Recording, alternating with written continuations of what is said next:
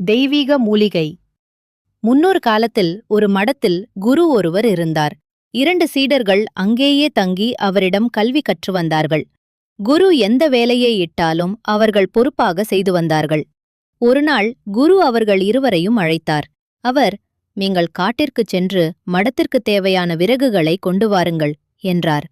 இருவரும் காட்டிற்குச் சென்று விறகு வெட்டினார்கள். அவற்றை ஒரே அளவுள்ள 2 கட்டுகளாக கட்டினார்கள். ஆளுக்கொரு கட்டை தூக்கிக் கொண்டு மடத்தை நோக்கி நடந்தார்கள். ஐயோ, இந்த விறகு கட்டு இவ்வளவு பாரமாக இருக்கிறதே! மடமோ தொலைவில் உள்ளது. எப்படி இதை சுமந்து சென்று சேர்ப்பேனோ தெரியவில்லையே என்று எரிச்சலுடன் சொன்னான் முதலாமவன். என் விறகு கட்டு அவ்வளவு எடையில்லை. நான் எளிதாக இதை சுமந்து செல்வேன். மடம் எவ்வளவு தொலைவில் இருந்தாலும் எனக்கு கவலையில்லை என்றான் இரண்டாமவன். இதைக் கேட்டு வியப்படைந்த முதலாமவன், உன் விறகு கட்டும் என் விறகு கட்டும் ஒரே எடைதானே? என்னை விட வலிமை குறைந்தவன் நீ. விறகு கட்டை சுமக்க நீ மிகுந்த துன்பப்பட வேண்டும். ஆனால் நீ அவ்வளவு எடையில்லை என்கிறாய். என்னால் நம்ப முடியவில்லையே என்று கேட்டான்.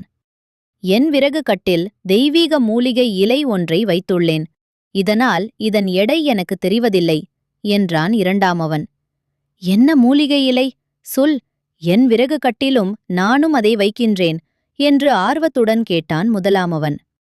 அந்த மூலிகை இலையின் பெயர் பொறுமை. எதையும் நான் பொறுமையுடன் தாங்கிக் கொள்கிறேன். ஆகவே செய்ய வேண்டிய வேலைகளை சலிப்பு இல்லாமல் செய்கிறேன் என்றான் அவன். எந்த ஒரு காரியத்தையும் மன வலிமையுடனும் பொறுமையுடனும் செய்தால் வெற்றி நிச்சயம்.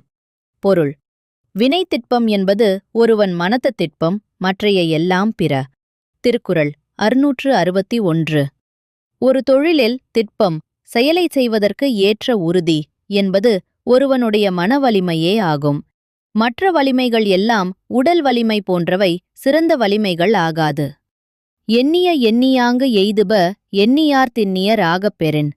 திருக்குறள் 666. எண்ணியவர், செயலைச் செய்ய நினைப்பவர், மன உறுதி உடையவராக இருந்தால் அவர் நினைத்தவற்றை எல்லாம் எண்ணியபடியே அடைவார்.